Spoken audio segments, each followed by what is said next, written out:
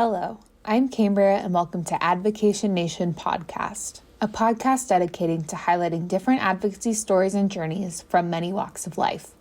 I decided to start this podcast with the goal of educating people about the many different forms that advocacy can take on by interviewing outstanding advocates in various professional, personal, and volunteer roles. Each of these guests have great wisdom to share about what it means to be an advocate and ways that you, the listener, can advocate and support ongoing efforts in your own life. Today, I am joined by Dana Stevens. Dana is the executive director of the nonprofit CASA, which stands for Community Action, Service, and Advocacy for Safe and Healthy Neighborhoods. CASA provides neighborhoods with the support they need to empower individuals and create safe and healthy neighborhoods by focusing on long-term strategies for prevention. I got to know Dana more personally by working alongside her during the 2020 election season to put on a San Diego County Congressional and County Board of Supervisors candidate forum to help raise awareness in the community of the political process and what representatives were like in the area. Dana has been a great role model and mentor to me, so I'm truly honored to have her as a guest on the show. Welcome, Dana. Hi, thank you for having me. Thank you for your kind words. Oh, yeah, of course. Yeah, so to start us off, I would love if you could just tell us a little bit about your background and how you eventually ended up getting involved with CASA. I grew up in San Diego, so I have seen San Diego evolve from the community. Actually, my mother graduated from San Diego High School, so our family has a lot of history here, and it's changed a lot over the years. And I grew up in a household where my father worked for one of the big developers in town. And yet it was my father who really taught me to be an advocate. And I had an experience with him when I was young, back when Pete Wilson was our mayor. And it was his second term as mayor. And the development of Mira Mesa was front and center of politics in San Diego, if you can believe that. So the company my father worked for had people come to City Hall, and there were signs, and there were people outside. And I went with my dad just to get out of the house and have something to do. And I liked hanging out with my dad. And so I got to see as a youngster what it meant to amplify your voice at City Hall and the attention that that could get. And found myself with my dad sitting in Pete Wilson's office. So my dad really taught me that if something is important to you, you should learn to speak out about it. And if you care about it enough, share that position and speak out for what's important. And so that was kind of the beginning of advocacy for me. And I was hooked. I was hooked from the get-go. I thought it was just amazing that all these people came out with signs and the news was there, and wow, that was a big deal. Yeah, that's awesome. And I think that really just shows in your story that you're still going at it and you're still fighting and you still go out with the signs. I know CASA does all that amazing work in the neighborhood. So it's wonderful to see you're going strong, and I love it. And I'm so glad I got to work with you guys and just be part of that advocacy. It was wonderful.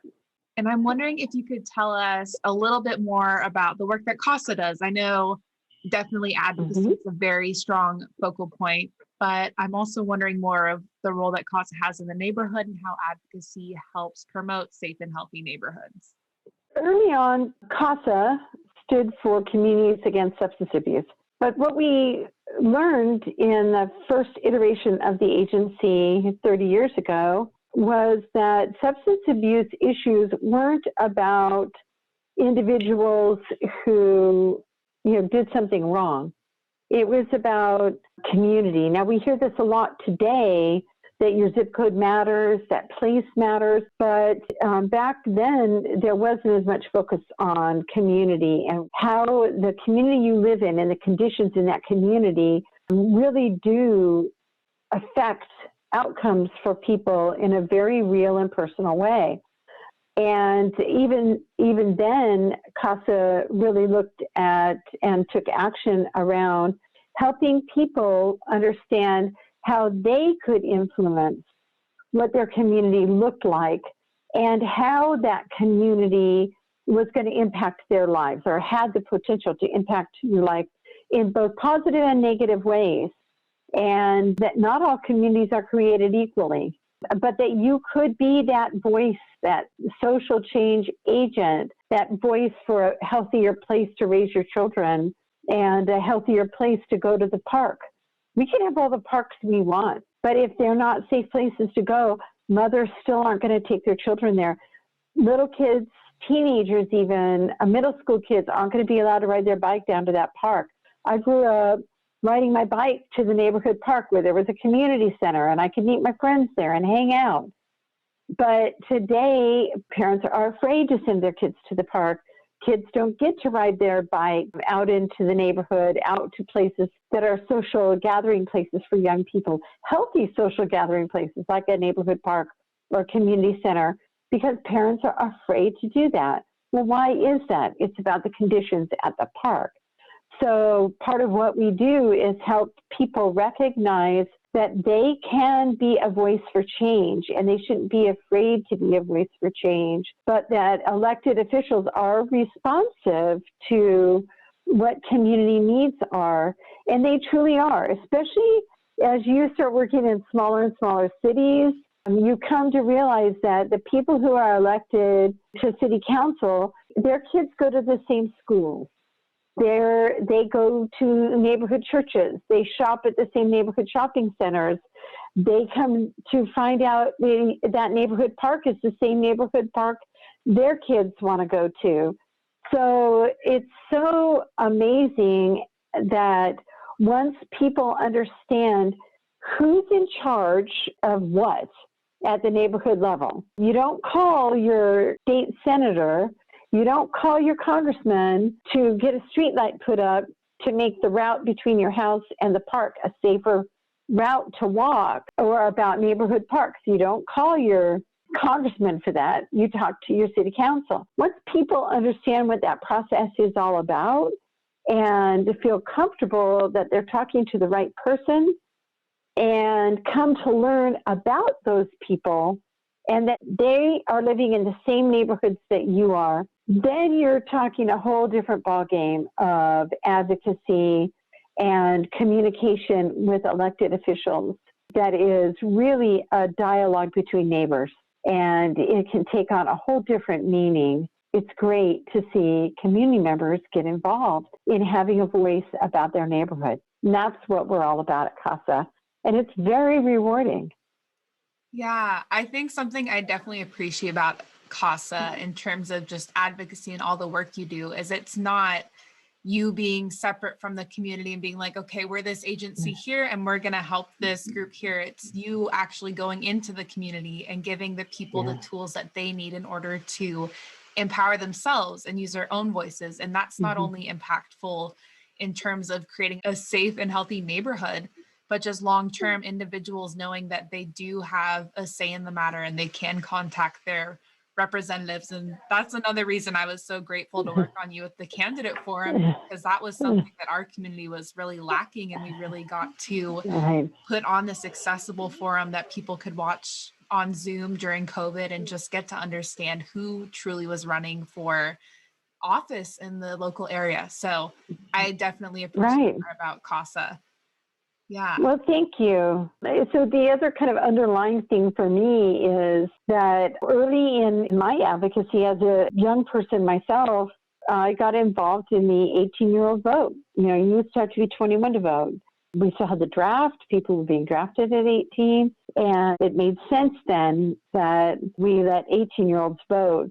So I regret not seeing young people get involved when it's there for them to do that. You know, we have seen young people get more involved over the last handful of years, and that just makes my heart sing because you have the opportunity to make a difference. And so while we've seen that happen at the state and federal level, I'd love to see more young people get involved at a local level.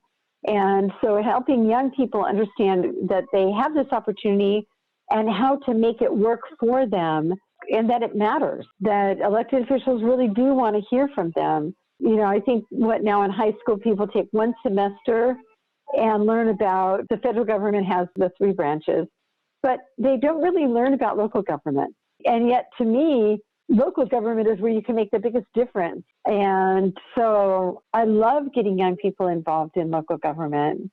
That's not to say that the national races aren't important. It's not to say that issues that Congress votes on aren't important and we should be advocating for them too. But at the very least, I want young people to learn about opportunity at the neighborhood level. And that the smaller the piece of pie, the bigger your voice is in that. Now we've come to a place where almost all the cities have gone to district elections. So even the cities, think about Lemon Grove is 25,000 people. It's about a mile and a half by a mile and a half. Mesa, even El Cajon, the largest of our cities in East County, is 100,000 people.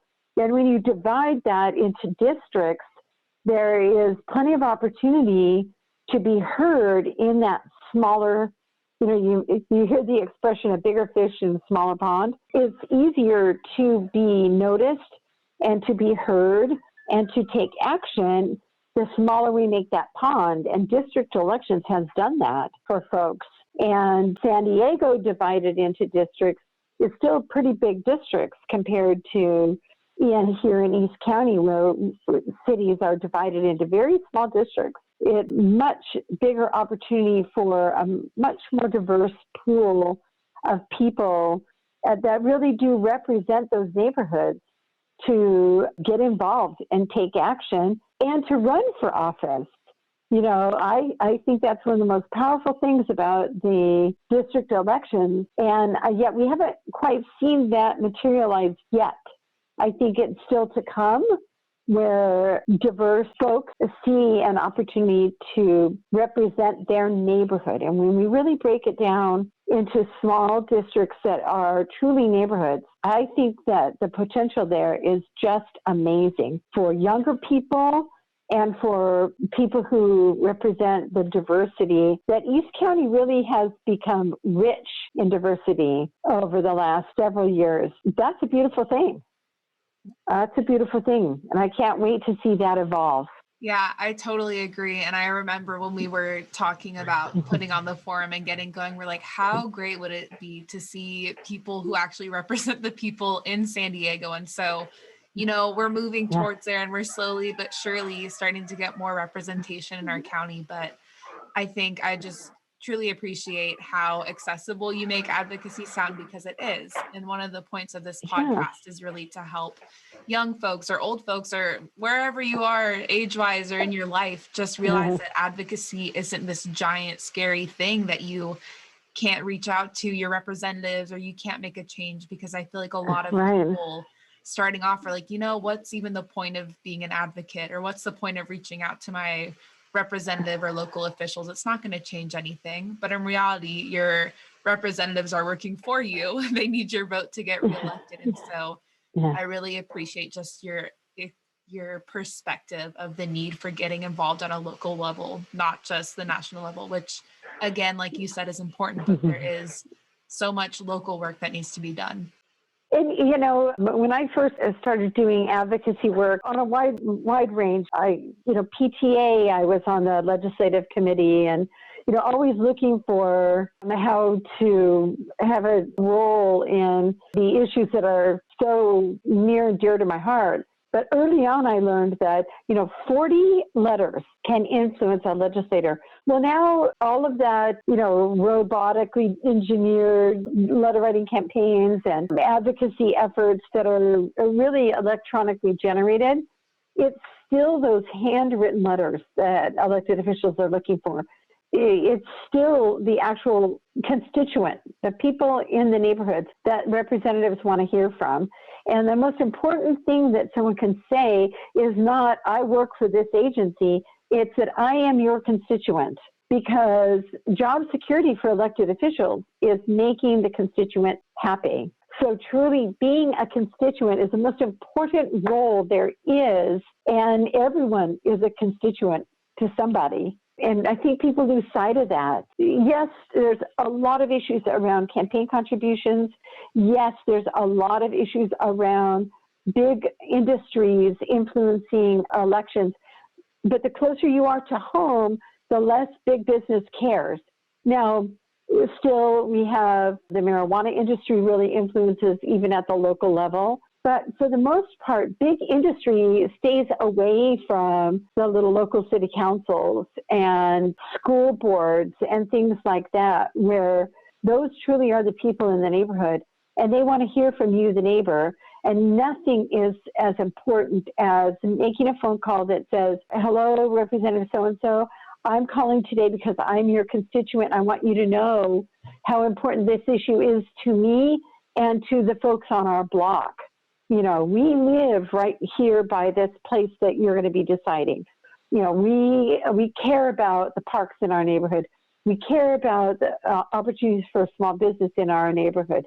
We care about the street lights. We care about whatever the issue is. When you approach that from, I live in the same neighborhood as you, and this is important to us because whatever the issue is. You know, there's this confusion between lobbying and advocacy, and advocacy gets lost. But to me, it's the most powerful thing, especially at the local level.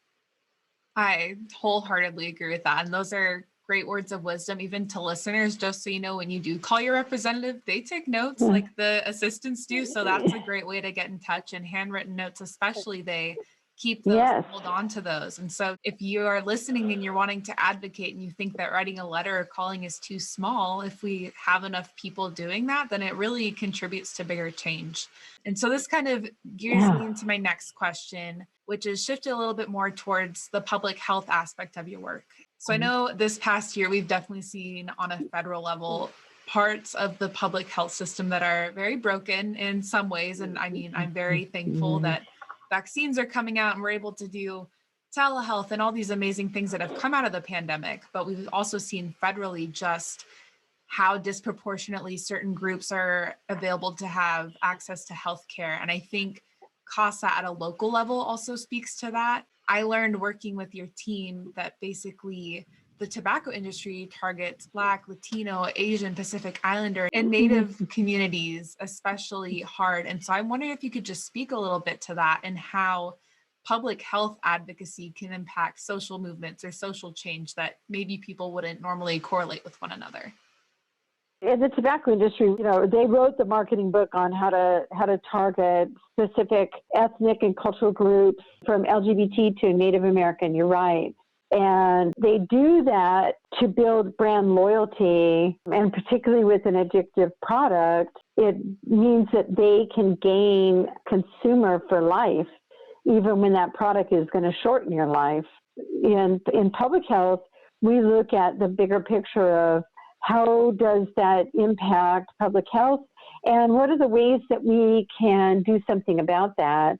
Some of the ways that we take action on that is when we look at neighborhoods and we see that some neighborhoods are oversaturated with liquor stores, tobacco stores, and illegal marijuana dispensary pop-ups. And again, people don't really understand what to do about that. And we want to work with them to let their elected officials know that that's not what they want in their neighborhood. Is that vacant building on the corner going to become a bookstore, a youth center, something meaningful for the community? Or is it going to turn into cigarettes and more, kind of a gigantic public health nightmare in your community? And people have a voice in that, and they can have a bigger voice if they can influence how the city makes decisions about those kinds of businesses in the neighborhood. Are they going to be a conditional use permit where they're going to have to be heard? A 30-day notice is going to go up. People in the neighborhood are going to be notified that this is a business applicant, like a liquor store or a marijuana store. Or is it just going to be that they go and they take out a permit, a business permit, to do business in that community?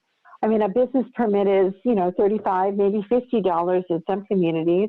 And then boom, they get to open a store that really has a negative impact in the neighborhood.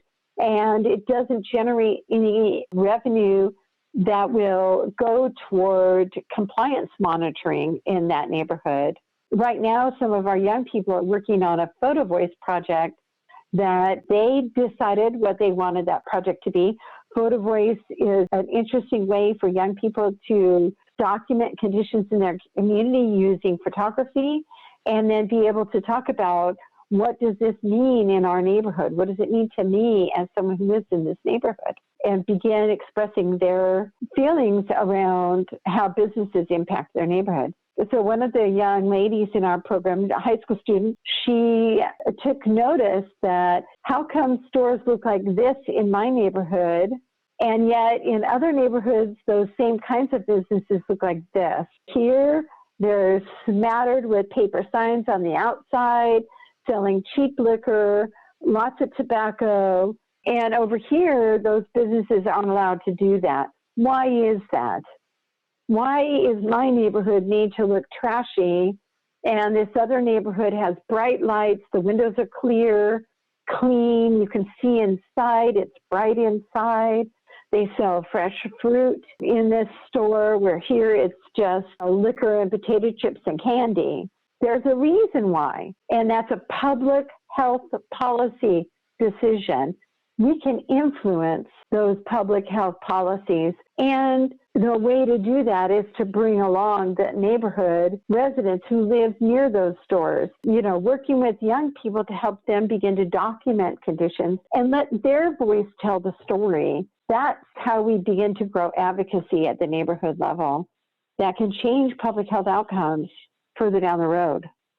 Yeah, and I appreciate your focus on helping young folks. Like, as you gave me a chance and you helped me be an advocate in this, and then helping other young folks really just step into this role and realize that there is something they can do about it. Because I think you know this, I grew up in Spring Valley right next to Lamar Park. So personally, like, I grew up in a neighborhood where it would have been nice to know that I had options to tell my representatives, hey, like, the nearest grocery store is over a mile away, and the only things in between are these other stores you're talking about, like these marketplaces that don't really sell food. Right. And we have a lot of those types of neighborhoods in East County. It doesn't reflect the people who live there.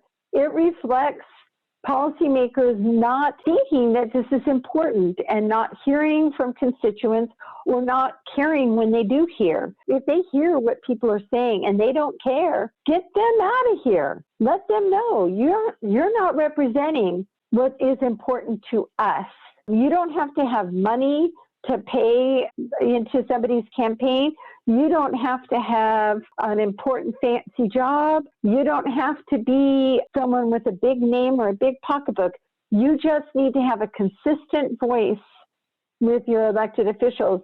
And the more that you do that and bring along a friend, and then that friend brings a friend, it really can make a difference in what those neighborhoods look like. In the unincorporated part of San Diego County, Diane Jacob, she did hear through the Live Well program. We used to come and talk about this all the time, and she would hear this. And it took a while for her to get there, but she did. She became more informed and took a leadership role, whether it was popular or not. She took a lot of criticism. Well, now the newly elected board that has replaced her, they're taking down all those policies. They need to hear from the unincorporated communities. This is not what we want. It's not what we wanted back in 2011 when the ordinance first came. It's not what we wanted when the board had the courage and the votes to overturn the ordinance in 2013, 14, 15. It took it to really implement. And now here we are fighting that same fight again. They need to hear from constituents in the unincorporated part of the county. It's not what we want in our neighborhoods. That's not what will make our neighborhoods thrive. That's not what young people need to see on their walk to school. Passing liquor store, pot shop. That's not what people are asking for. It's what the people who want to sell the marijuana want to see. Just like it was the way that the liquor store owners had a voice in influencing the availability of alcohol in neighborhoods.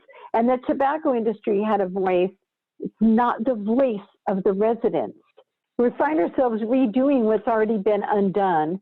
It's very disappointing to see them undo these great public health policies. So we have to do a better job of educating them and bring along more people from the community. And so that's what's in front of us right now. That's an uphill battle we've got to make a priority in the unincorporated part of our county right now. Yeah. And basically what I'm hearing from you over and over again is that advocacy is not just a one-stop drop in and you're done. It's committing yourself, whether it be just once a month or once every few months, just sending a letter or calling your representative. It's truly building that continuous relationship with your representatives and your community members. Yes. And so yes. I think just to wrap us up, what is one or two pieces of advice you'd give to anyone who isn't an advocate yet, might want to start being an advocate? I think you have some wonderful insight into that, so I'd love to hear. So I would say we live in a wonderful country that has taken on this experiment of democracy. And if we want to see democracy thrive and continue, we have to be a part of it because it's going to happen around us. So you have to participate to make democracy happen in the way that represents you. No one else can represent you except you. So you need to speak up. If you live in a neighborhood, care about that neighborhood, whether it's where you walk your dog or you walk your children to school, or whether it's where you bought investment property that you have renters in. If you want to see that property be in a community where it's going to be a healthy place, then you need to care. I always tell people the easiest way to get involved is to just call or write a note, send an email. It's so easy to send an email and do that over and over again. Hey, I saw this happening in my neighborhood. Didn't seem right to me. Can you help me understand why this is happening? I need to end by saying if you don't like the rules around you, go out and be the voice for change. Change is evolution, and you've got to be that voice for change in your own neighborhood. If you can't even get into some of the federal stuff, that's all right. Just think about your own neighborhood and how would it be a safer, healthier place to be, and talk to your representative. You can just, in Google, how do I find my representative? You just put in your address. It'll tell you who represents you locally, at the state, and federally. It's so easy to find these days how to communicate, and just do it. Try it on for size. Feels good. Yes, it does. And Dana, I appreciate that so much. I love your persistence and your dedication and just the advice that you give to people continuously, and that you're continuously helping uplift community voices and young voices and making sure that this isn't just a one and done stop. It's a really continuous change. So thank you so much for being on the show. Oh, it's been my pleasure. And it's a pleasure to see you reach out and start this new endeavor. There is AdVocation. There is a vocation in advocacy. Yes. There are jobs in advocacy. Come and see us. Call the other nonprofits. They're advocating for something that's important and that matters in our community. Figure out what you care about and find out who's doing that work. Yes, there are jobs in advocacy. Give us a call. Thank you so much for listening to this episode of the AdVocation Nation podcast. If you'd like to stay updated for more episodes, feel free to subscribe if you're watching on YouTube, follow if you're listening on Spotify or SoundCloud. We look forward to hearing ways that you're being an advocate in your lives today, and we hope that this podcast is helpful for you. Thank you so much.